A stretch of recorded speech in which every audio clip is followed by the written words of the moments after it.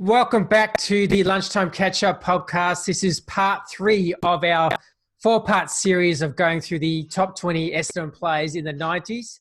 It's been fantastic so far. Lots of fun debate.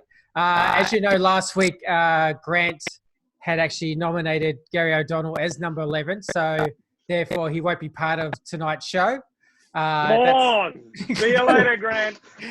Got your story walking. No, in all seriousness, unfortunately, Grant can't make today's show. He's got no internet for 5 days, so that's a bit of bad luck. But wish you could be here. I'm sure you'll be in the 5 to 1 show. So it's like that. What was that show with Cornelia Francis where she goes goodbye? Oh yeah, what was it? Biggest Loser. Yes. Oh yeah, I remember that one. No, it was.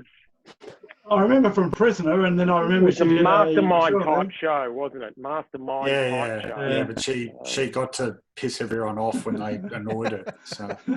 Well, that as I introduce people, that's the beautiful tones of Rowan Connolly from Footyology. So, how are you, Rowan? Hello, everyone. Good to be here again for part 3 of this extravaganza and the 80s one. How many parts of that were there? I'm beginning to lose count. That was only 2, but they were both an hour and a half long. Yeah, okay, yeah. No, well, I'm certainly the full bottle of Essendon in the 80s and 90s, that's for sure. So good to be here for part 3 of this one. Very much so. And, of course, Neil, our regular host, joins us. How are you going, Neil? Yeah, great, thanks, Scott. Our meetings beforehand to cut the show down to a manageable time of 45 minutes has worked an absolute treat. We've managed to get it down to an hour and 10 both episodes. Well, this one might be a touch shorter because we're obviously missing Grant tonight. So I'll still have he's actually texted me his players from 10 to 6, so I'll still read those out and we can discuss them. And of course, our very special guest, Mr. Gary O'Donnell. How are you, Gary? I'm very well, gentlemen, and a pleasure to be back. Grant, yes. Hopefully we get him back from 5 to 1, but we'll see how we go. I'll see how I think, and then I'll let him back. Yes. Now, Gary... everyone can hear me okay? Everyone can hear me okay? Yeah, good. Yep. Okay. We can hear you. So, that's the way. Interesting, Gary. I'm watching, and Rowan will tell me off because it's the first time I actually watched it this year, but prepared to be angry, Rowan. I'm watching Footy Classified this week. And Footy Clickbait. Footy Clickbait. And there I hear suddenly Matthew Lloyd talking about yourself, Gary. So they were talking about him starting at the Essendon Football Club, and Matty was basically saying that, and you can convey this story if true. He got Lloyd. You yourself got Lloydie in a room with guys like Moorcroft and a few other guys who are recently just starting, and basically in no uncertain terms had let them know that this club plays preliminary finals or more. And he was talking about on Footy Classified how you had kind of set that culture straight away to the younger guys about what your expectation was and what the club's expectation was. And it was obviously relaying about probably more Essendon today about are they having that same expectation being told at the club. But can you just share a little bit of light on possibly that and how that came about? Yeah, I vaguely remember. Yeah, and look, it would have been, and probably as part of an induction to not only that group of 5, it might have been, each of the number of years or a couple of years that the new guys come in. Yeah. But yeah, I'm not sure about. I think I said preliminary final better, but I think we walked into the footy club when I was at Essendon, and we expected to be. Or get the best out of ourselves and almost win a premiership every year. That was the expectation at the start of every pre-season. Sheeds created that environment, so and that sort of culture. Sometimes we didn't have very good years, but generally we walked into the club every year thinking we're going to win the flag this year if we do the right thing. So I think that was what we were conveying to those younger blokes as well. And I think it's a bigger competition now, isn't it? Probably would have been 15 clubs when Matty Lloyd walked in the door, perhaps.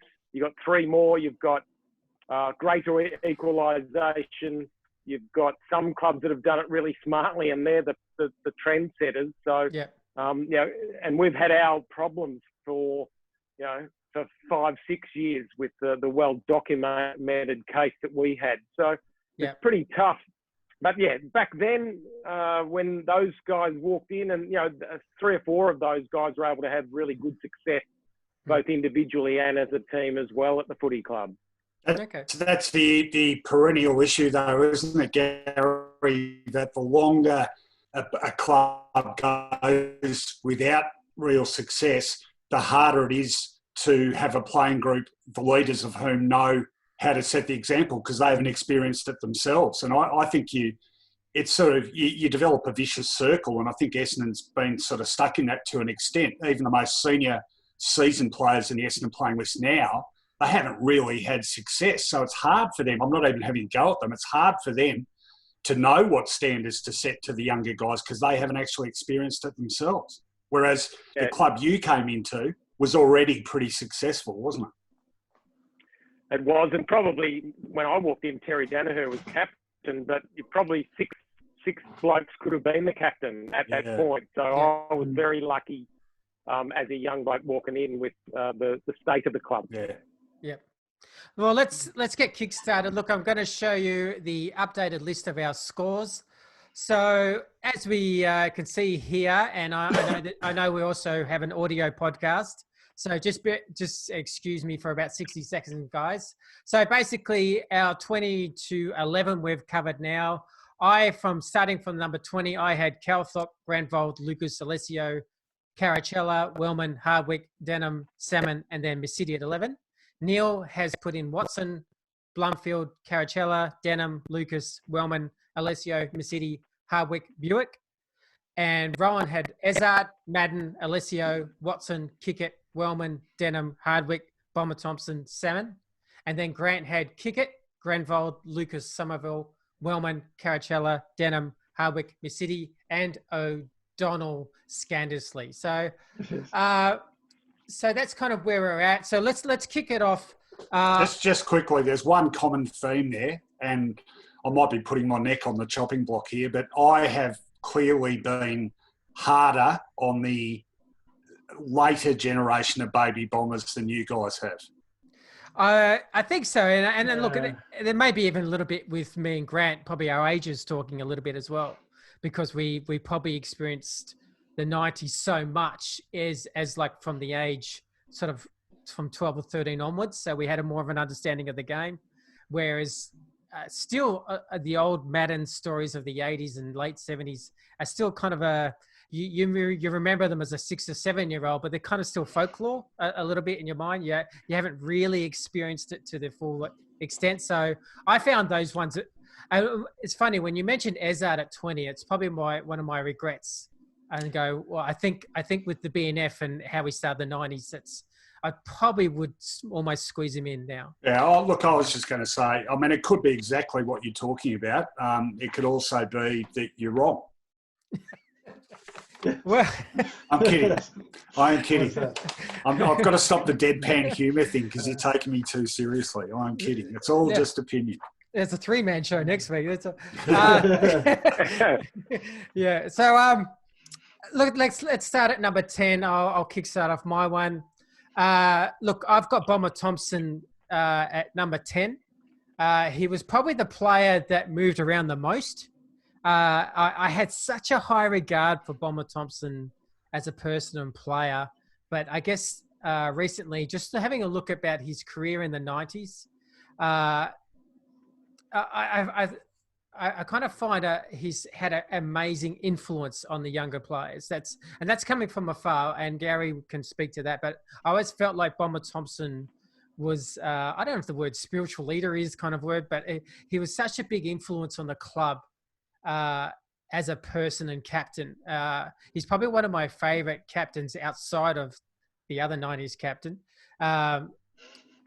In James Hird. And no, I'm only kidding. But yeah, Bomber Thompson was obviously a fantastic player, still very, very solid in the early 90s, very dependable back pocket player, very cool under pressure. And yeah, I have him at number 10, so I'll go over to you, Rowan. Yeah, no. I mean, I had him at 12, but everything you just said, I mean, he, it ended fairly abruptly for him. He had a series of injuries and a broken arm and whatever, and he retired mid-season. But yeah, captained a premiership side and won a B&F in 1990. So he played heaps of good footy in the 90s, no question about that. Number 10 for me, similar era. In fact, I always bracket these two together, mainly because they came off the bench in the famous 1984 grand final. But I've got Mark Harvey at number 10. Started off the 90s, unfortunately, in that the way he'd ended the 80s, which was injury prone and with obviously that issue with bulimia being a big factor in how he was going. But the way he shrugged that off from 92 onwards, moved to defence for 92 and was a terrific player then, and 93 to be effectively centre-half, a very undersized centre-half back in a premiership side. And don't forget, like Gary could speak to this too, I mean, we talk about, how key forwards tend to be more mobile and not necessarily monsters now, but geez, back in the early 90s they still were, and there were so many good key forwards, both full forwards and centre forwards, and halves had to play on some of the very best, and he was undersized, and he just managed to pull it off, with great judgment, great reading of the play, a real leader of that defensive unit, and just his example generally, he, like Gary, became, dare I say it, a bit of a sort of father figure to that younger generation of baby bombers, and he played wonderful footy, I think, right up until, the time he gave it away at the end of 97. So, Mark Harvey, my number 10. And Mark Harvey, with his height, for me, was he was before it was kind of deemed illegal. He was a great exponent of the chopping of the arms to sort of counteract his height. He had a really good timing on how to do it and how to get the ball to the ground. So I'll be very honest. He's actually my next person. So we're not too far apart at all. Yeah. And I'm pretty close on it too. Might as well talk about Harvey. I had him actually at number 8, so we might talk about him now. Agree with everything you say, Rowan. The amazing thing was that how good he was as an undersized player. Not only the chopping of the arms, as you said, Scott, he was a great exponent of that, but also he had great body work. He'd always just get the arm around far enough to impede the jump of the taller player, but not hardly ever saw him get a free kick away for it. So that was a fantastic thing. But he won the 92 B&F and was All-Australian in 93. And I thought he was one of the absolute key players to hold the team together in 93, because you had Fletcher playing as a first-year player at full-back and doing a great job. And as you say, very undersized Harvey. He couldn't play that role, but it was more than just the negating side, of course. He was a extremely attacking player and provided great run and drive up half back, and that was really what helped set up a lot of the forward thrust for the team. So I think is a great player. And in some ways, I think, even though I remember the early part of his career where he was a forward and kicked 47 goals in, I think, 95 to win the goal kicking, I thought he was even a better player as a defender. I really value, as you said, Scott, the talk about the key forwards being the dominant players, but to have a really dominant key back is also a fantastic luxury, particularly when one's so attacking. Was he best and fairest 92? 92, yeah. 92, yeah. And All-Australian in 93. Do I remember correctly his very last game, him almost daring to get reported? I've got this funny feeling I remember his last game, and it might have been Jarman. Where I think it was the Princess Di game out at that's right. Princess Park in 1997. Yeah.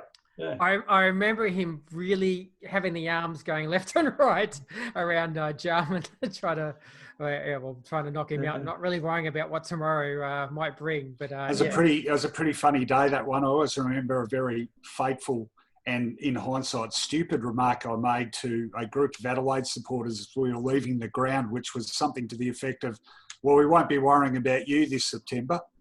Anyway, 4 weeks later, I was glad I didn't run into them somewhere. Yeah, it was a strange day, that one too. I remember hearing the news early in the morning, and it was announced at halftime on the PA speaker, because everyone just presumed, of course, that she was going to be fine, and that she'd go into surgery and all be good. And then at halftime it was announced, and there was just this hush over the crowd, and nobody could really believe it. Yeah, strange emotional day, because even after the game, you had the emotion of carrying Harvey and off the ground, and it just was a strange day that will, it's just strange memory, but kind of a magical, weird day. But Anyway, my number 10 and also was Bomber Thompson. As you said, Scott had a great 1990. I thought his playing career towards the end of the 90s wasn't as good as he was earlier. As you said, he had a BNF in 87 before he broke his leg, and gave the mantle over to Gary with his little badge of the sticker off the board that Sheedy gave him to take his spot.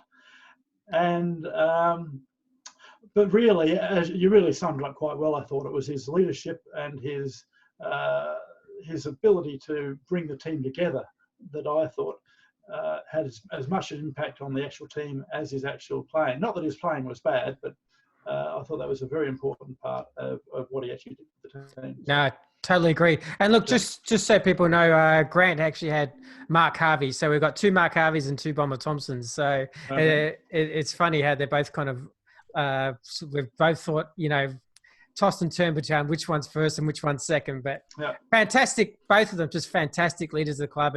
And like Rowan said, it's kind of magical that they both came off the interchange on one of the most famous grand finals. Yeah. And both played an important role, Yeah, and they're huge. The energy level just that Harvey gave the whole side was pretty significant. I'm just interested to hear if Gary can possibly come up with any other stories about either of those 2 guys we haven't already told. With both. You could argue even that they could be higher in the top 10. And you can hear me okay? I'm not cutting out. Yeah, good, all good. You said halves, because both those blokes are in the top 20 of the champions of Essendon all time. So that's nothing to be sneezed at. Great players. As I've said in the last podcast, Bomber was the quintessential players captain, back us up and gather us together and go in and fight Sheeds at times for us as well. He not only with halves, not only did he chop arms, he actually chopped ankles as well. He had this technique where he's playing on blokes who are 3 or 4 inches taller. He'd get close enough in the spalling contest and throw his leg from left to right or right to left, left and right footer, and actually take their legs out as well. So that was how he was able to bring them down to his size. And it was a great time because all these young kids are coming into the team, Maturi and Mercedes, Olorenshaw, and they get into the back half, chasing the ball or whatever, chasing an opponent, and we win the ball back, and halves will be straight away, hey, get on my man, and off he'd take. He'd be getting down the ground to try and get the kick himself. And he tried it with contemporaries as well. Hey, Donald, get on my... No, I've got my bloke, you stay there. But with the young blokes, he was able to get free and get down the ground. So, wonderful player. We were really different people, myself and Halves.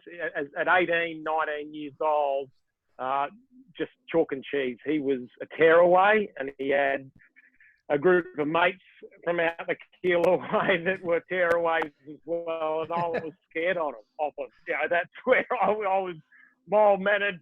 Wouldn't bruise a grape and from the eastern suburbs. But as we went through our footy career and later on, we became pretty good mates. And then now, as 50-year-olds, or 50 plus, we get on really well. He's a really good fella. But Jesus, 18, 19, we were so different. But wonderful player in those early 90s for us.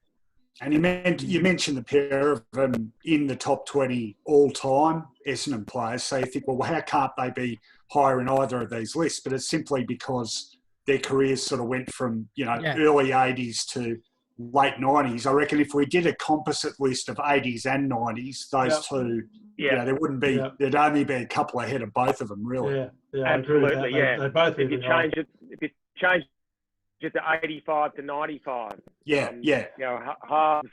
Halves was, in 85, he won the World of Sport Player of the Year. Really? He didn't know it. And he was half cut from the grand final. He turned up on the Sunday and thinking, it's just for the, they want to interview me for the grand final. And he'd actually won the World of Sport. Lou Richards. Hey, how are you? And I think Halves he still had a bit of alcohol running through his veins as well. What do you get? The Patra orange juice and the Ballantines chocolates and the Hutton's ham? Yeah, and the Polaco shirt. Polaco shirt as well. Those are the days. Yeah. So let's go on to number 9. Look, this is a very easy one. And I'll say myself and Grant, because we've basically just swapped players. I've got at 9 Mark Harvey, and Grant's got Bomber Thompson at 9. So we're basically just swapping them over. So I'll let you go to Rowan. All right. Well, number 9, it's a guy, a couple of you had him in last week's assortment, but a great player right through the 90s. Sorry, not right through the 90s, from the late 90s. From the late 80s right through the 90s. And then, of course, hung around long enough to... Yeah, it sounds like it. Hung around long enough to be part of 2000 as well. I'm talking about Darren Buick. Okay. Just, we've talked about him already. Just a wonderful player. Underrated, I think, as a, so seen as a goal sneak, but a really good ball winner as well. Beautiful skills, good reader of the play. Quite a solid build for a small player, so hard to knock off the footy. And a smart guy, and I think I don't know, maybe Gary can address this. I think Boris's intellectual smarts, I think he's a reasonably cluey guy. I think that helped him in a football sense. It's really funny, just coincidentally, last night I was going down another one of those internet rabbit holes you do, and I was searching something up. And I stumbled upon a video. It was a Essendon Footy Club show sponsored by Colonial Brewing that they did. This is in 2018. And I was co-hosting it with Scotty Lucas. And Sheeds was on as a guest, and we're interviewing Sheeds. And something came up about Boris. And Sheeds, out of the blue, just said, I reckon I was too hard on him. And it was interesting, and it's probably got back to that thing about, hard, Sheeds loved the tradies and the rough as guts blokes, and Boris really wasn't like that. So he felt like, in retrospect, he was pretty harsh on him. And he also said, in retrospect, what a fantastic career he'd had. And it's absolutely true. I mean, he played 188 games through the 90s alone, which puts him only second through games played in the 90s behind Gary. So he's been incredibly durable, and even that's with a year out with that knee injury, and played really high quality footy most of that time. So wonderful player, fantastic recruit, and ripping bloke. Always loved Boris. So number 9 for me. Yeah, it's a good call. I could have easily even had him even a spot too high than that. I had him at number 11, just a bit further back. But yeah, great player, as we said last night. Great to watch and great skills. He was one of those players that really lit up the side too. I think when he kicked at one of those goals and went on one of those runs, the level of the crowd would rise, and he seemed to lift the team as well. So a great player there. My number 9 is Paul Salmon, who we talked about last night. A couple of us had him there, and I think Grant is having him coming up pretty soon. I had him as number 4. I think he was just about a unanimous number 4 in the 80s team, so he slipped a bit back in this.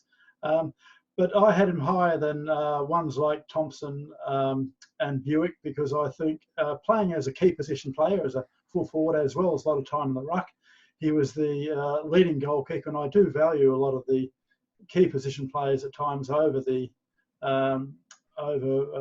more flankers or winger type players, because of the responsibility they have to really lead the team.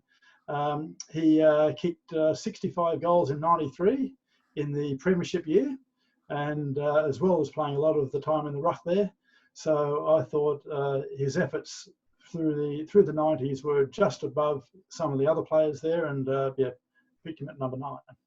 A bit funny with Paul Salmon, because I always think if he actually remained at Essendon and had the rucking career that he did at Hawthorn, but at Essendon in later on in the '90s, he would be right up there because he was a sensational ruck for Hawthorn. Yeah. So as a player still in the '90s, he was incredible, but obviously we're just judging it on just his time at Essendon. Well, I want to ask Gary this one, because we talked about this last week about Salmon as an 80s player.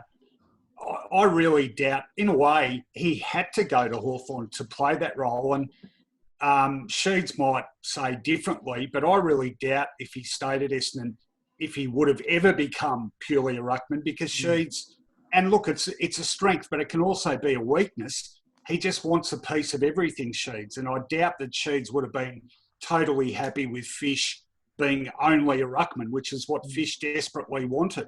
Do you agree with that, Gary, or not? Yeah, totally correct. He would have played the same role, and you had Peter Somerville still, playing in the ruck, and then you had an emerging Steve Alessio as well. So Fish would have only been a part-time ruckman still. Sure. And probably with Buick, Sheeds was hard on him, saying, okay, because Buick wanted actually to play a bit more mid than he did as well. So, but it was Sheeds just played different blokes in different spots, and swapped them around. You were watching the '93 prelim final the other night, and the replay of it, and Sheeds is just looking at the board, and the board's just going, the magnets are just going everywhere. Guys bobbing up forward, they're bobbing down the back line. But Paul would have stayed up forward, I would have thought, more often than not. So he had to go somewhere else in that case. Wonderful player, as I said, grew up with him in our junior club. No wallet, I've already mentioned that. He hey, Gary, just a quick question, Gary. Were you in that game with the Eagles, the jacket waving, where he had the one goal 8?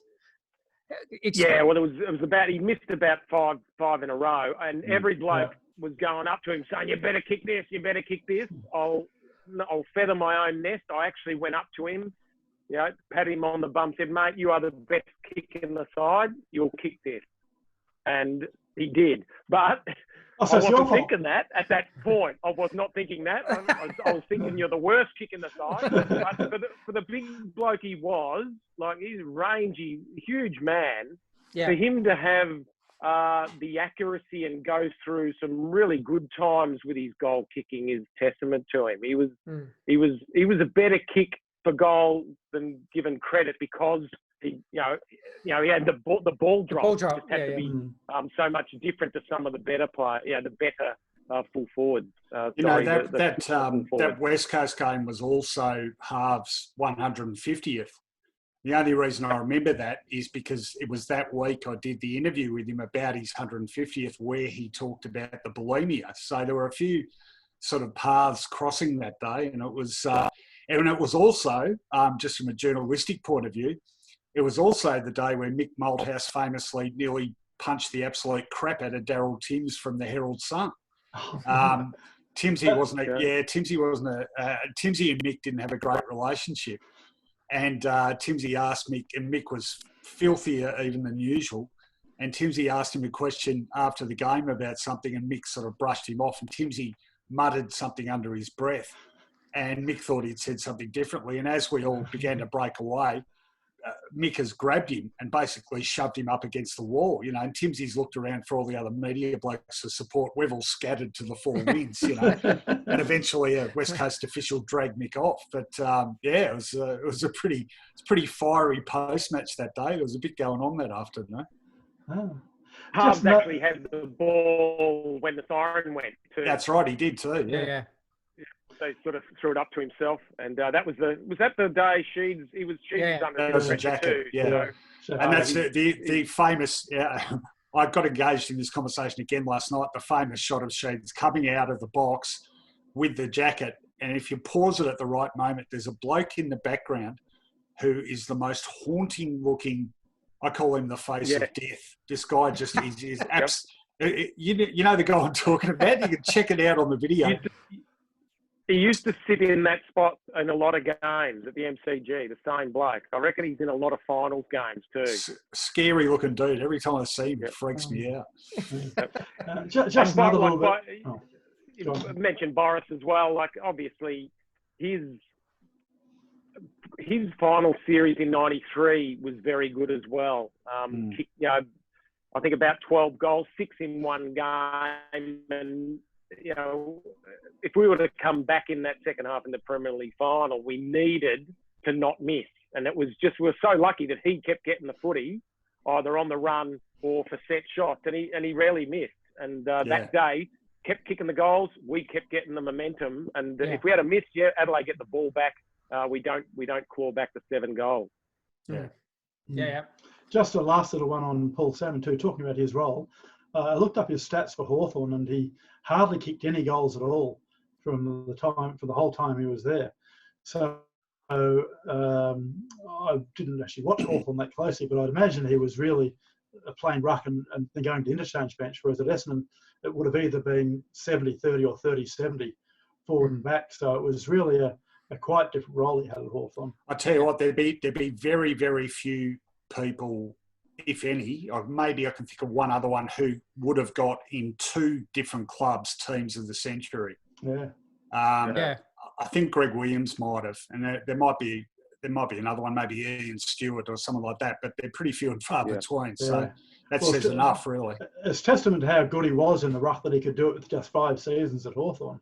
Yeah, it's quite amazing. Yeah. So let's go to quickly number 8 because. Look, as we're talking about Darren Buick, he's actually my number 8. So I'll make that short and sweet because we've been talking about him. So I'll go over to you, Rowan, for your number 8. All right. A younger bloke came into the side 95 as a very young, fresh-faced kid and became one of the greatest spearheads of all time, talking about Matthew Lloyd. 81 games in the 1990s, leading goal kicker 97 with 63, 98 with 70, 99 with 87. Obviously kicked 100 for the next 2 years after that. Just a wonderful player from the moment he came into the side. Initially playing more on a half-forward flank from memory. Even in that position, he kicked a couple of bags. But as soon as he got a little bit stronger and could hold down that key position permanently, he was just an absolute gun. Beautiful kick, great lead, good reader of play. And, you can't underestimate the importance of this, a really solid citizen, And so where you had guys like Gary and Bomber and Harves, you had this next generation come through and Lloydie was a perfect leader of that next generation. So the perfect player for the perfect time. He's played half the decade, but still performed well enough to, come number 8 in my top 20. I still remember a bit of a breakout game that he had. I think it was Princess Park. Adelaide. Princess Park, yep. Yeah, it was just he kicked 5, I think. Yeah. I thought he kicked 7. I had 7 in my memory. Okay. Yeah, it was just, I was there and it was just, you could just tell. You go, it reminded me of a famous James Hird VFL or Waverley Park against Hawthorn game. It was just that kind of that, goals. Yeah, mind you, Scott, you did also say that about Kyle Reimers after that Gold Coast game. Well, he was... No, he didn't. Yeah, I remember that game at Adelaide as well, and that was what I was going to... I remember one mark he took in that game. We were down at the the scoreboard end, and he just flew over the back of the back. Yeah, and it came from about 4 deep and took it on his chest. And I thought, wow, that's pretty amazing. And as you say, Rowan, at that stage, you didn't really have the strength to really hold his ground in marking contests, but he had an amazing leap, which he didn't really have as much later on in his career, but he made up that with the increased strength. But yeah, great player. I had him quite a bit higher, actually. I really rated his the contribution that he did make through the 80s. So, what's your number? Up to is Mark Harvey. Harvey. I think we've talked about him pretty well. Yeah, I think I've rated him higher than just about everybody else here. I think so. Yeah. Yeah, as I said, it was I really valued the performances that he did have at centre half back. I thought he was more than just held down his position, but the fact that he was an all-Australian centre half back really, at his size, speaks testament to how good he was and the contribution he made. So. And just quickly, Grant had Darren Buick at number 8. Okay. Yep. Thanks, Grant. Over to you, Mr. God. Well, Lloydie's the only new one that we haven't spoken about, and I think the club did the Champions of Essendon around the turn of the century. So, maybe late 90s, maybe 2000. He's made the top 25 on about 4 years of footy. So it just goes to show what influence he had in the 90s on the club. Magnificent hands. Full forwards, I reckon they've got it easy because everyone's kicking it to him in early in his career, I suppose. It changed a bit as the game evolved and you get, team defence a little bit towards the end of his career. But certainly to be on the lead and have a fullback steaming down your neck like a Mick Martin and all that, blokes that just want to punch in the back of their head, and to be able to, notwithstanding worry about that, just be able to take the ball cleanly. He was very, very good. And look, walked into the club, really respectful, humble, driven, and a sponge, wanting to learn things. So a wonderful player, wonderful person that's come through our footy club. And, hopefully in the future, he's got a big media career at the moment, but hopefully in the future we can use him in some way that won't sort of contradict or conflict with what he does in the media. Yeah. And just a bit of a memory for you, Gary. Was it his second or third year he had the 13 against Sydney at the MCG? I remember Plugger at the other end after the game talking about Lloydie. I think he kicked 13. I think that was 99. Was that not? Yeah, I think it's 99. Was that a bit later? Was it? Okay. I'd left as well. So yeah. And you left in 98, I think, did you? And that's very good, very, very good kick too. Yeah. He was one that he's probably, and he worked on his craft, just like Scotty Lucas. He worked on his craft to get it right.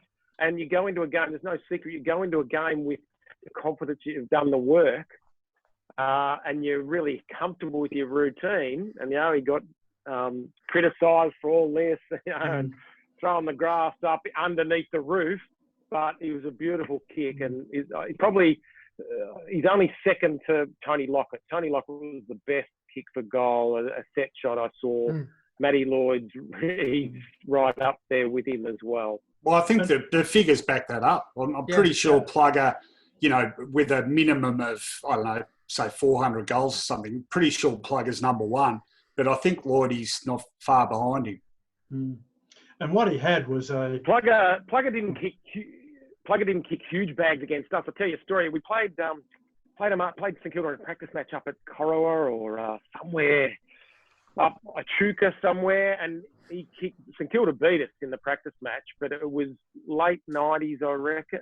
Late 80s, and Plugger's kicked 13 straight, and he's kicking from everywhere, and he went off at 3/4 time. So he played 3 quarters and kicked 13 straight. It was just a handy game. An impeccable goal kicking clinic. Sorry, go on. Oh, no, well, it's about Tony Lockett. I probably shouldn't even bother. But, I mean, they're talking about how people develop as they get older. I mean, Plugger, is famously gruff, particularly to the media. And I remember in 91, after he kicked his 100th goal, I was doing that game and we interviewed him afterwards, and he sort of stomps out to meet us and he goes, "All right, short and sweet, fellas." You know, we were allowed about 3 questions. And then just a couple of years ago, I think it was 2017, late in the year, he got inducted into the Sport Australia Hall of Fame. And Mark Fine and myself were covering the night on SEN. So as people got inducted, they were being brought out to speak to us.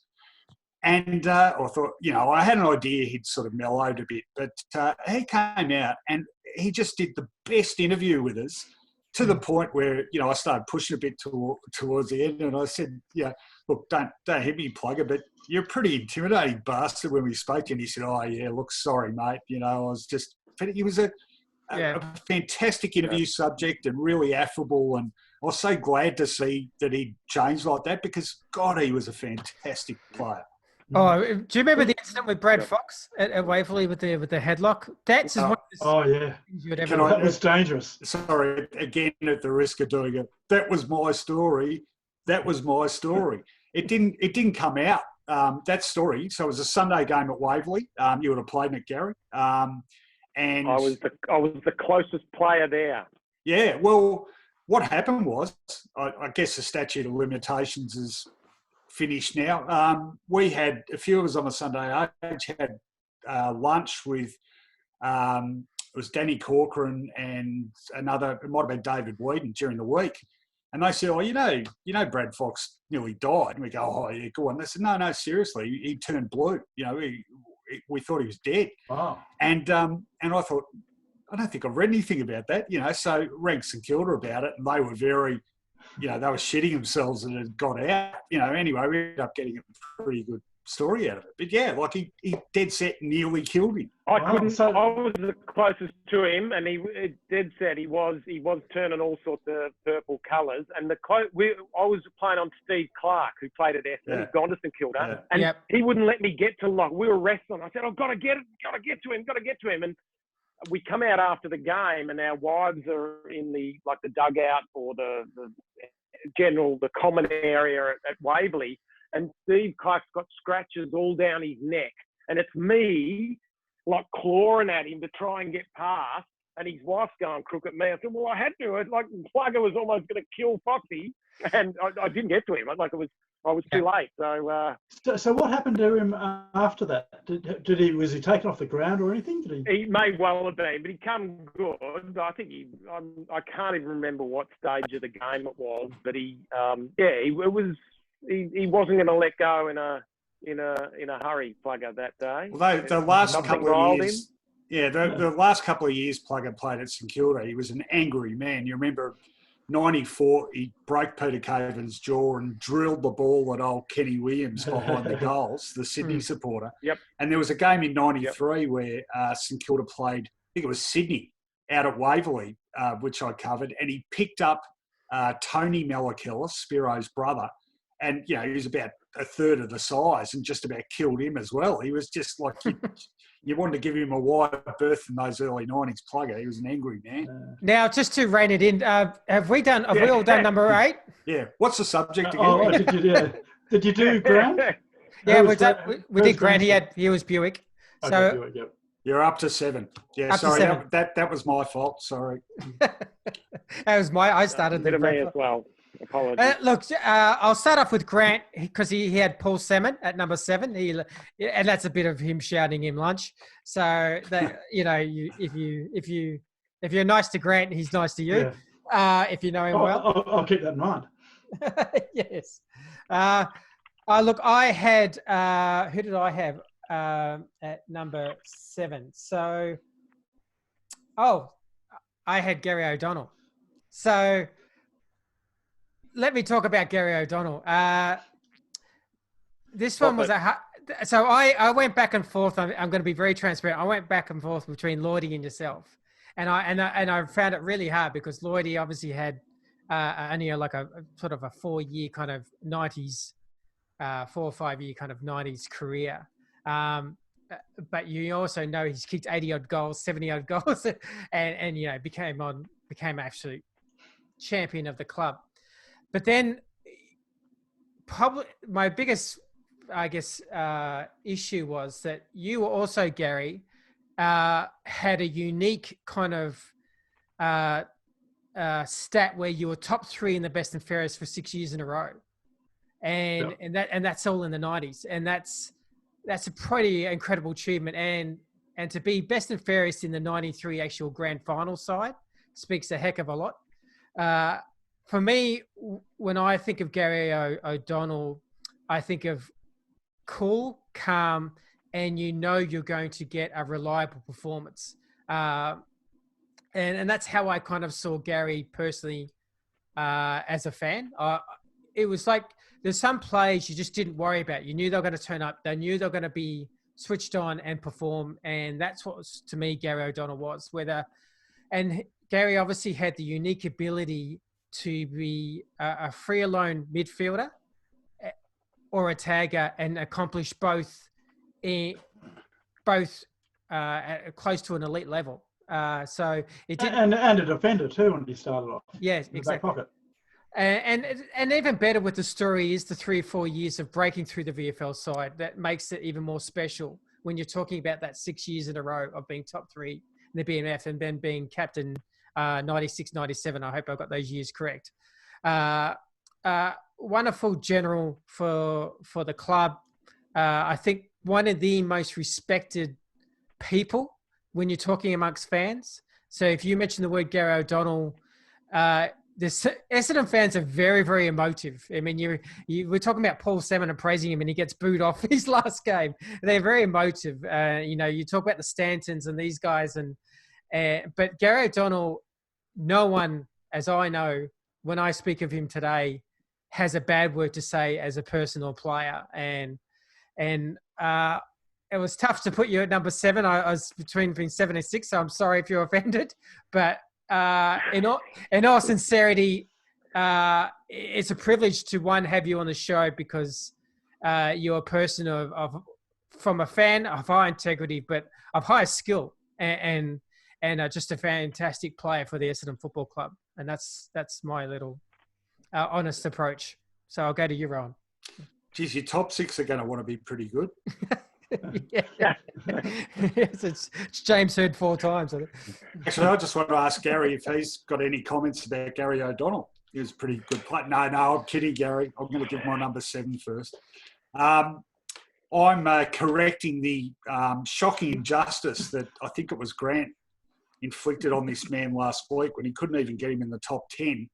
My number 7 is Smokin' Joe Mesiti. Actually, that was all 3 of us that couldn't get him in the top 10. Yeah, well, you're all right. You're the outrider. 140 games in the 90s, which puts him 4th as far as numbers of games played in the 90s. I think I take your point again, Neil, about he had a couple of years after 93 where he wasn't to his best. However, I would argue that even slightly below his peak, Mesiti is still a player that's guaranteed to pick you up a lot of the ball every week. Well, he certainly did have pretty good stats season 94 and 95. Yeah. It wasn't like it was terrible years. Yeah, and for me, it's as much about that durability and consistency of performance. You know, he was consistently among Essendon's best players from the moment he came into that side right through until, early 2000s. So he was a critical part of anything Essendon did in the 90s. A ball magnet, beautiful kick, smart player, lovely guy. We've said all this already, but I think he was an absolutely terrific player, outstanding player. And the longevity for me, I think, again, not too many guys played right through the 90s. So for me, the numbers of games you did play in the 90s becomes pretty important. And he is behind only Gary, Boris Buick and Peter Somerville in terms of numbers of games played of anyone. Mm-hmm. So given that and the quality of his performances, I have no problem whatsoever making him number 7. Yeah.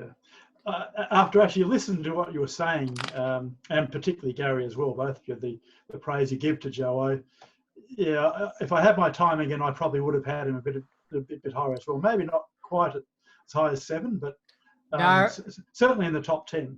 Rowan's And- definitely wrong on this one. We've got to stick together, mate. We've got to stick Yeah, together. yeah, yeah. He's been hounding us for about 4 episodes. We've got to stick to our guns. Well, that's true. Yeah, Yeah, I'll let you take a whack or two. It's okay. Yeah. Terrible decision, Ryan. Don't know what you're talking about. And Gary doesn't know anything either. Yeah. No, yeah, as you said, even in his bad years, when I say bad, it's all relative. They still weren't terrible years, as you said, but he still did rack up the positions. And he was, as we were talking about Carosella in last week's episode as well, he just had this amazing ability to find space and just a fantastic kick. One of these guys that didn't belt it anywhere. He really lowered his eyes and picked out targets and had a really great touch on his kicks, and that's something that very few players can achieve. Sorry, you go, Neil. Sorry, finish. No, go on. Oh, it's only if we're going back to Gary. I was just going to ask him a question. Oh, well, which I was going to. Go for it. You go first. Because my number 7, obviously a little bit higher than Rowan's got him, but I had Gary O'Donnell as well. Thought it was a fantastic summation you did there, Scott. It's not higher than I had him. I haven't got to him yet. I know. Yeah, well, is it higher or lower? I know you haven't got to him yet, but you've got him. I've got him Yeah, higher. it doesn't mean he's in your list. That's true. 36. Number 36. I always get the higher and lower mess up in this. But as was testament by the 6 top 3 finishes in a row, you said, incredibly consistent. You always knew what you're going to get from him. Very rarely played a bad game. Had a fantastic little left foot kick. And he was also, I thought, in the Joma City mould himself in that had a great touch on it. Would lower the eyes and pick out targets and very rarely waste a disposal. One thing that I wanted to ask Gary, I always have this memory of him. It was in about his 6th or 7th game, I think. It was, Melbourne at the MCG.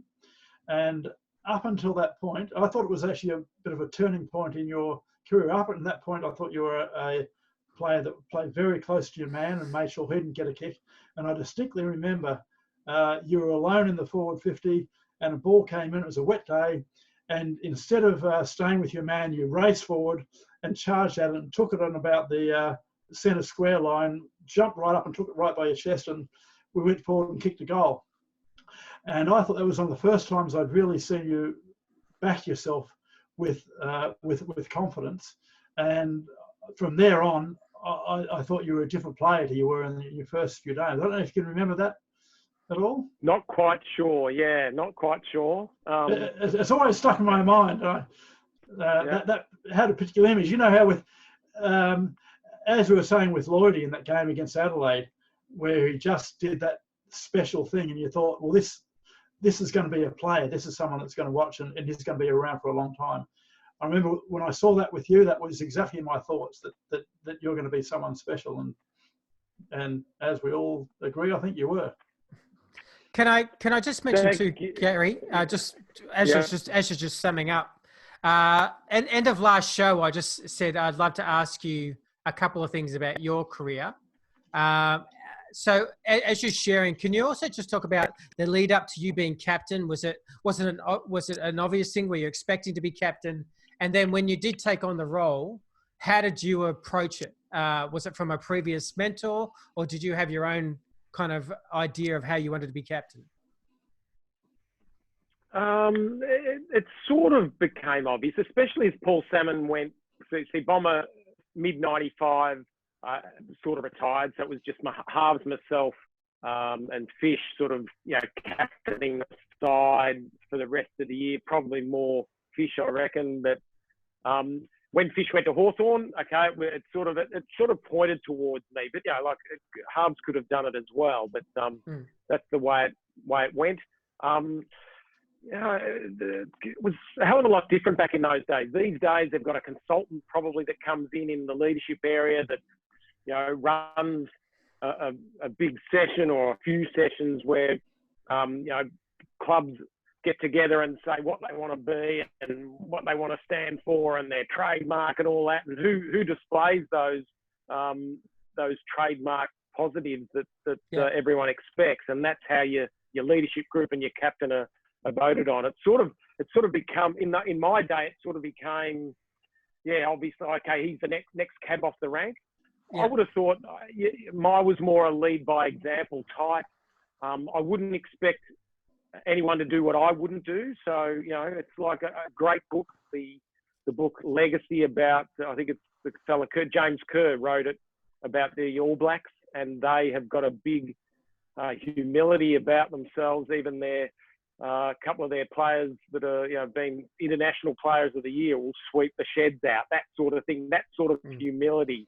I think that's where I came from. So you set the standard, and as long as you've got integrity and you perhaps do what you say you're going to do, that's where your players can feed from that, and you can then expect them to have the same input. I had 3 captains. I had Terry Danaher, I had Tim Watson, I had Mark Thompson. They were all different in their own personalities, but you take a little bit out of each of those and you put it into your repertoire, but you still got to be yourself. Did Sheeds have much of a mentoring role with you on leadership? Yeah, I would have thought. I didn't live far from Sheeds. I used to reckon I mowed his lawns. He lived in Park Orchard. Oh, North Ringwood. Yeah. As the crow flies, it was probably 500 metres. So did you mow his lawns? No, I didn't. But one day I knew he had some young blokes around when I was a skipper, actually. And he had on a Sunday, and he had a group of 6 or 7 round his place for lunch.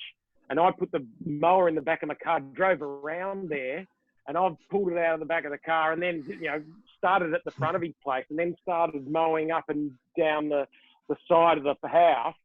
He's got a huge place, and like as if it was normal. And I'm walking into the backyard, and they're all on the back patio, and I'm sort of, and then I go, oh, as if I've been caught doing it. It was the best thing that could have happened. So she said, then he's going, oh, okay, stay, Gary, stay. You can stay. I said, no. And I brought my, I think, 2-year-old daughter with me, Olivia, at that stage.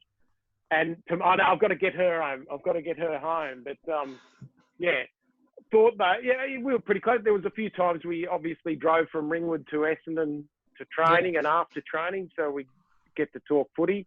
Not many people would, get in a car like that. Dean Bailey was in the car a few times as well. So the 3 of us sometimes would drive home together. Well, I actually was raised about 50 metres from the East Ringwood Oval. So, yes. So, on Mount Dandenong Road there. Yeah, just off Dublin Road. So that's where I used to live. It was a bit of a recruiting, obviously, ground for Essendon at the time. So. And of course, Gary, you also had a glittering career as a coach of the Essendon Football Club for one game in 2006. How did that go? 1 win. One game, 1 draw. 1 draw, yeah. 1 draw. Yeah. That was the Cruiser Cup. Yeah, we were 2 goals up too, and we were a bit stodgy out of the back half, so I moved Ricky Dyson down because he used the ball okay, but he was playing on Betts, and Betts kicked the last 2 goals of the game to actually draw it up. So by trying to improve yourself in one area, you might weaken yourself perhaps. But that's the way it goes. But a good experience. So I've just got to stand up now though. It's really hard. I just empty my pockets from all the urine that you blokes just dropped into it. It's really hard listening to people talk. And it's on my personality. It's really hard to have people talk good of you. It's sort of it's an shucks thing. It's only the last 5 or 10 years when people do that, I go, yeah, thanks very much for that. That's really good. But it is still a little bit uncomfortable at times. What I'm most proud about my career is that, I wasn't the greatest player ever, but I was really solid. And hopefully the difference between the worst and the best wasn't that far away. So you didn't sort of have big upturns and big swings. You sort of played at a decent level and it sort of stayed there. And that's what I'm most proud of my career. But, there's blokes that have already been named before me, and obviously blokes that are coming up that, they just would put me to shame as far as the talent goes.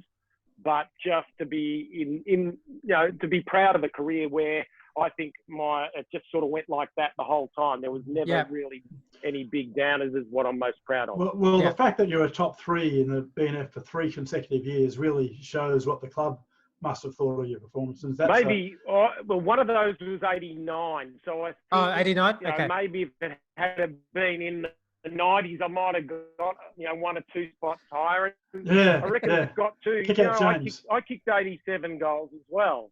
I kicked 87 goals in 12 seasons. Yeah. And if you're talking about... I've had enough of this. I'm sick of hearing all this good stuff about you as well, Gary. You're a prick of a bloke, and you're an ordinary footballer. Let's get on with it. Get on with it. Number 6. All right, number 6. What's Grant got it? Did Grant have at 7? He was Paul Salmon. I mentioned at the start. Paul Salmon, okay, yeah. Okay. All right, sorry, Scott. Number 6 for you. Number 6. Okay, so mine was Matthew Lloyd. Which we've spoken about. I'm not going to say Grant's as yet because it's a new player. And just in case, obviously, one of you guys mentioned this player, it'd be probably good for you to talk about. So I'll hold off on Grant to the end, just in case your number 6 matches his. So, but I have Matthew Lloyd. All right, I'm tipping. Oh, yeah. No, Grant's new player could be any one of 3 blokes here, I reckon. I've gone at number 6 with the guy who, like, how Lucas and Lloyd were always bracketed together for various reasons. Well, how often did you hear Masiti and Mercury bracketed together? And I've gone with Mark Mercury at number 6. Just a beautiful, beautiful footballer to watch. So silky, smooth mover, incredible smarts. And, sometimes... Well, certainly as a supporter, but also as a professional observer, I suppose. There's been a few players during my time watching footy professionally that I've watched, and I've thought, oh, geez, there's something about this guy. And then as they go on and inevitably make it, you look back fondly on that first time you saw them. Now, I'd seen Mercury play a bit in the twos, and I knew he had something about him. But I'm pretty sure, I was just trying to look it up, but I can't keep this thing up there and look at my internet, unfortunately. But I'm pretty sure he made his debut in what was a shocking day for Essendon out of Princes Park against Carlton in 1992. And I think he only got through... Have you got the stats up there, Neil? I'll get it in a second. Yeah, well, I'm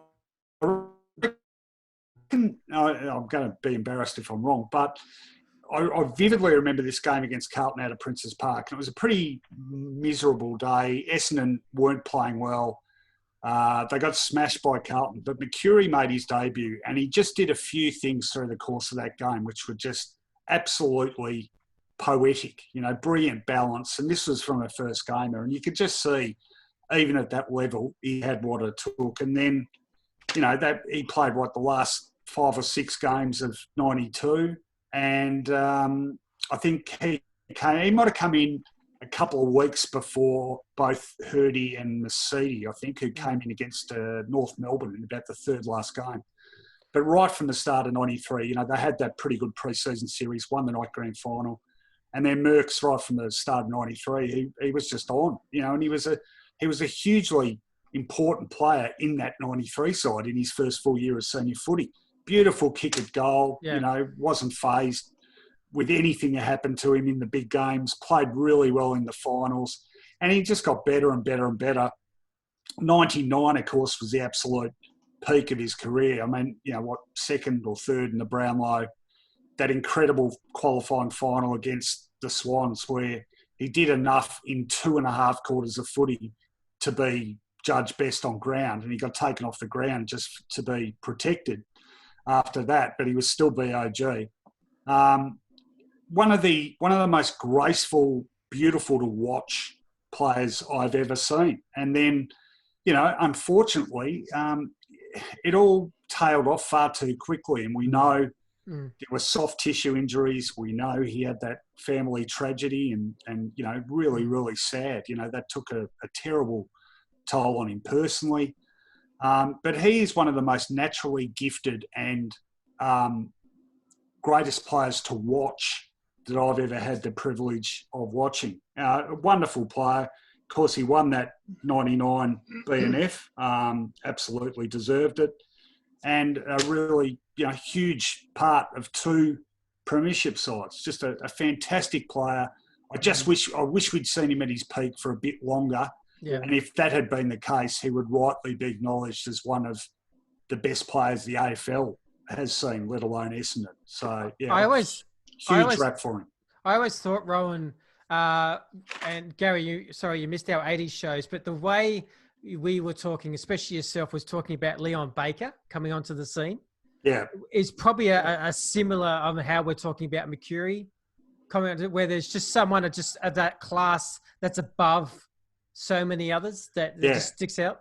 Well, a lot of, I mean, interested in your thoughts, Gary. A lot of similarities between them as players for me. I'd say Merck's maybe a bit more polished looking, but Baker, but the trait they had in common was efficiency, incredible efficiency, never wasted a touch. Every decision they made was right.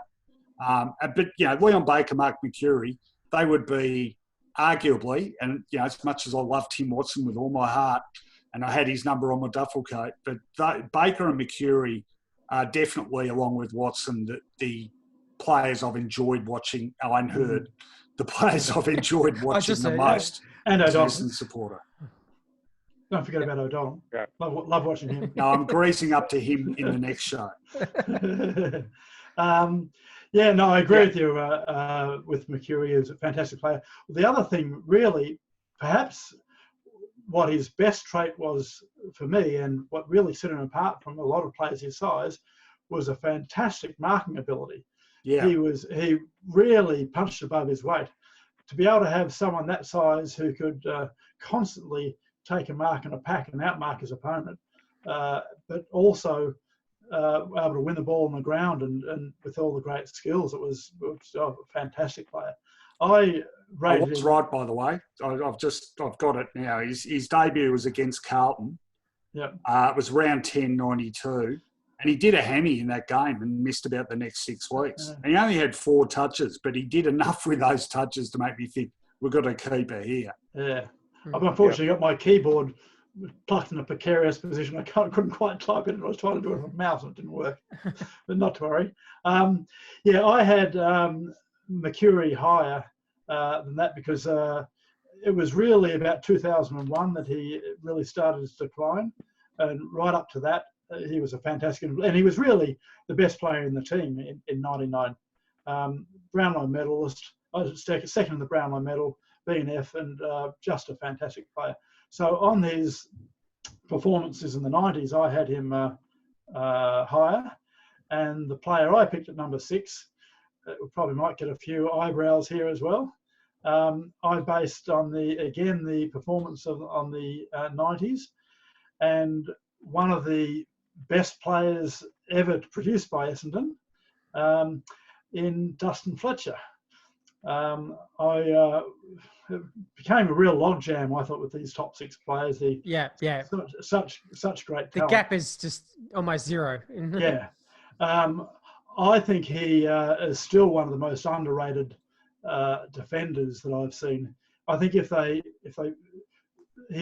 often compared to other fullbacks, and the one drawback that he had as a player was that he could get out-muscled sometimes by some of the really big, strong players, which some of the other fullbacks in players like Scarlett and Silvani tended to do a bit better on some of the big players. But his incredible versatility, and that he could play both big and small. I still remember the game where he lined up, which was later in his career, against Peter Matera out in Docklands, and I kept on looking at it and saying, "Oh, he's a mismatch. Sheedy's made a mistake. He hasn't seen what's happening yet. He's got to throw somebody down there." And but he stayed there. It obviously became apparent that was his man for the day, and he did an incredible job. Amazing speed for such a big man, and probably the best punchers of the ball that I've seen. He could not only get a fist in both left and right, but he'd be able to direct it wherever he wanted to go. He virtually never punched it to the middle of the ground. It'd either go to the boundary or to advantage the team. And we were talking early on in this series about I think, Rowan, you said that Derek Kickett was one of the best exponents of a torpedo on the run. And I'd go with Dustin Fletcher, just a fantastic kick. And really, I think just about the best kick I've seen play for Essendon, in that he could kick it short, he could kick it long. He was one of the few players that could consistently drill a 60-metre drop punt. And before the days of the deliberate out of bounds kick, he had an extraordinary ability to just have the ball roll over the boundary line from a kick out of defence. It seemed like a really scrubbing kick, but it'd just get to the boundary line for a throw, and it was an incredible ability. And if we were talking about the entire career, or even I said, if we were talking about 95 to 2005, I'd have him probably top two. But I thought it was really not. Of course, 2000 was when he was best and fairest in a premiership year, and perhaps the best ever year for an Essendon team. And from then on, he was great. Just up to the first few years, I thought there were occasions where his opponent, mind you, there was some fantastic full forwards in those days too. So it was but sometimes his opponent did get him in those years, but could easily have had him much higher on this list as well. Wouldn't have had any argument with that. Just quickly, Grant's number 6 is Dustin Fletcher. Yeah, he's a good judge, Grant. What do you think, Rowan? I did my number 6, didn't I? Or you want me to talk about Fletch? unless you want to talk about him next week, which is fine. I think I should. I think there's a few blokes you guys have named this week that I intend to name next week. So I might keep my powder dry. And I'll only be short as well because they're going to be coming up. But Mark Mercuri, and you hit the nail on the head, Neil. He was the pound for pound. Him and Terry Danaher are the two best blokes, pound for pound, marks I've seen.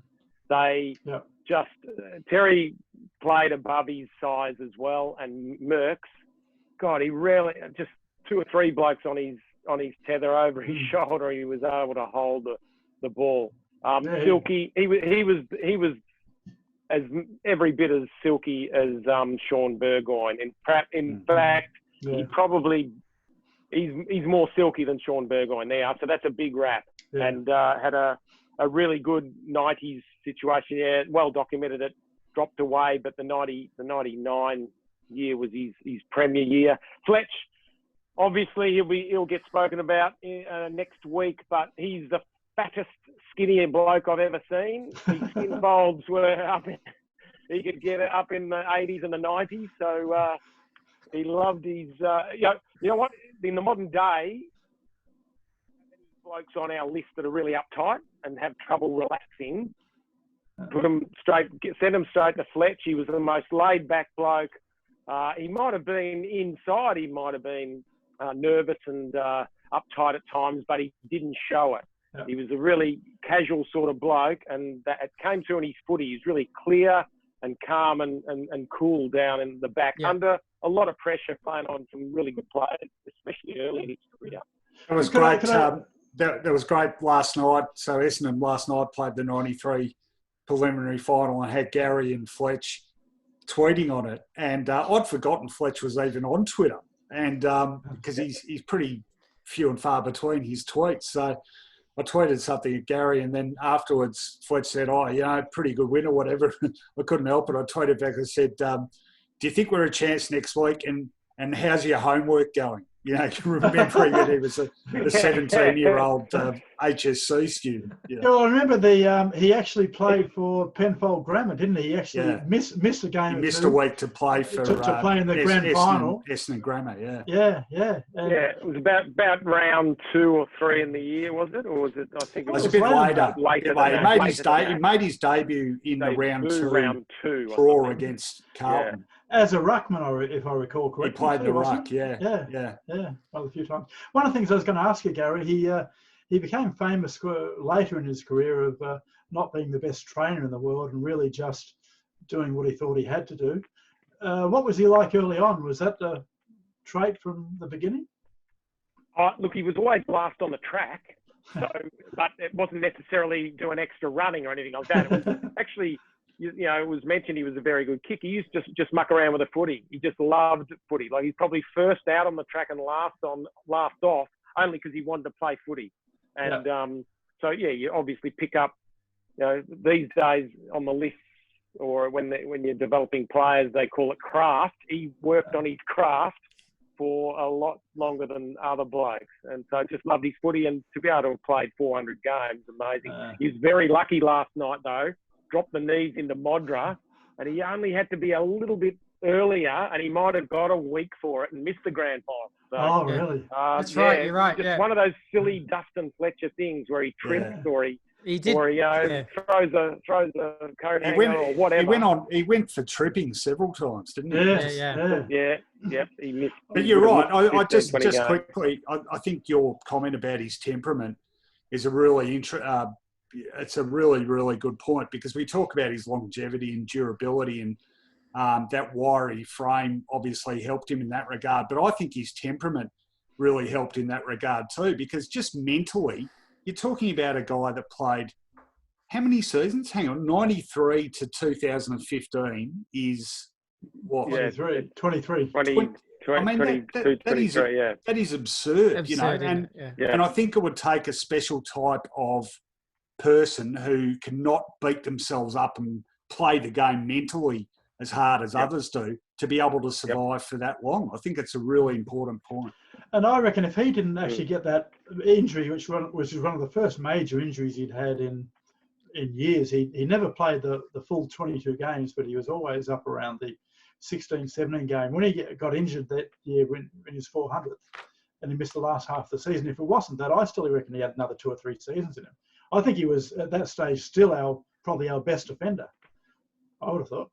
Yeah, well, I mean, I don't. He's got the. I don't know how. Do you know how his two boys are faring, Gary? I mean, Mason and Max. I'm not sure how close they are. I think Mason's. Mason's doing NFL. Doing NFL. Not yet. Yeah. Mason's what? He's playing NFL punting. Right. Yeah. He wants to be a punter. It's probably just as well because, well, Neil, you're a bit older than me, but having seen Ken Fletcher play probably half his career. Yeah, I saw Ken Fletcher play a bit. Having watched Dustin play all of his, the thought of having a third generation, I thought, no, I'm too old now for this footy stuff. I've got to give it away.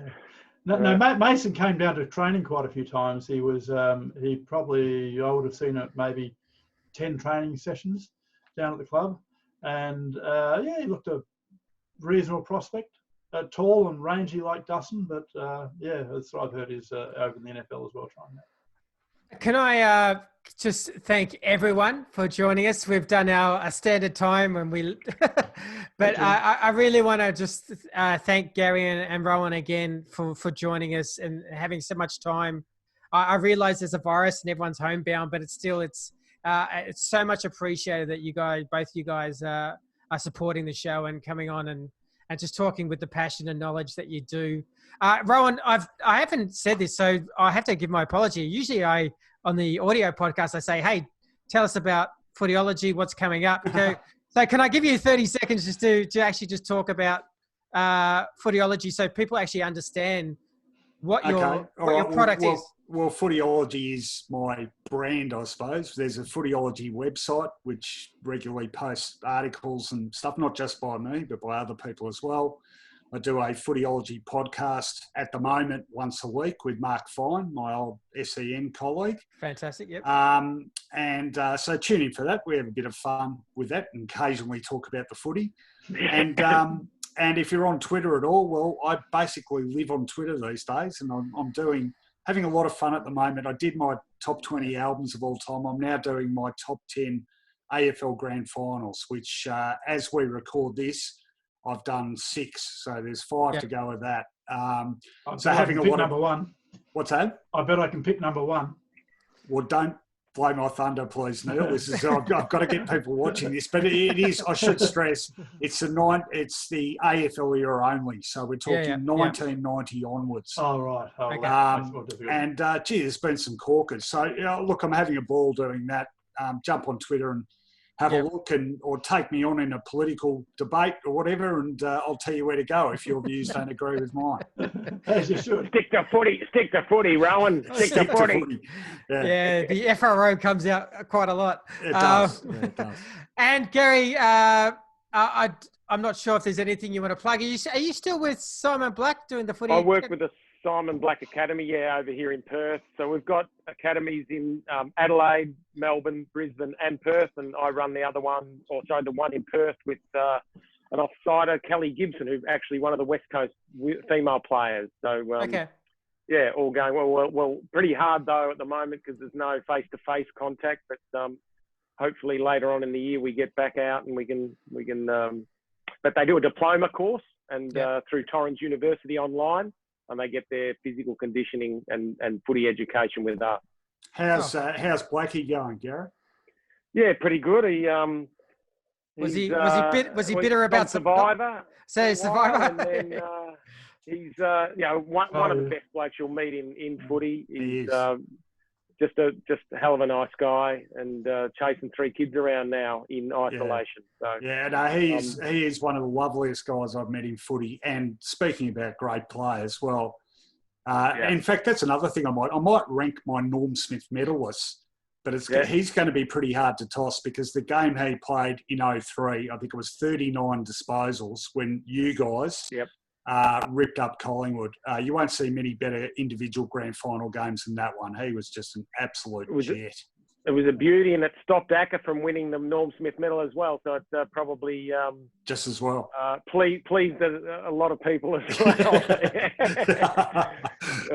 Hey, by the way, Rowan, I actually got a request from a fan about your show, about your shows. Yeah, it's just FRO. Yeah, but no.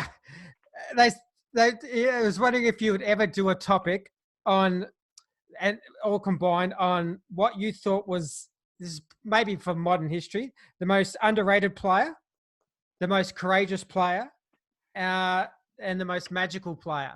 Now he's got here the most overrated player again, but I'm probably not going to do it. But that's funny. Someone put on Twitter the other day. Drake found, I don't know where they got it, but it was an old yearbook from 1989, and I was one of a panel that had been asked, that most skillful, most courageous, most overrated, and 90% of the others had the good sense just to leave that one blank. But stupid old 24-year-old me thought, I'll have a crack. Anyway, I went for James Manson, then of Collingwood, not knowing that the next year he would, in fact, play a pretty important part in a premiership side. End up becoming a really good player and another absolutely ripping bloke. So, Jimmy, if you're watching this, I'm really, really sorry, but I was young. Well, you're sorry if it drove him to such a great performance. We're all sorry for that. Yeah. Well, yeah. Let's not talk about that one. Yeah. I'd imagine that isn't in your top of your great grand. Oh, no, it's not. That'd have to be very close to the bottom. Last thoughts, Gary? I think you're about to say something. No. I think I might have got asked about 94 last show, but I'll comment about 1994 next show, I reckon. Yeah, I've done a bit of research, and it was poor compared to 93, but it wasn't as bad as we think. Oh, well, that'll be interesting. Okay. All right. Thank you so much, everyone, for joining us. Very, very soon, we're going to have the top 5, which will be exciting, of our last, I guess, part 4 of our series, and to close it off. Big thank you again for everyone to join us. Yes, it'll come out next week. I'd say we'll get together sometime next week and do the last finale. So look forward to that. But this is the Lunchtime Catch Up podcast signing off, and thanks to everyone.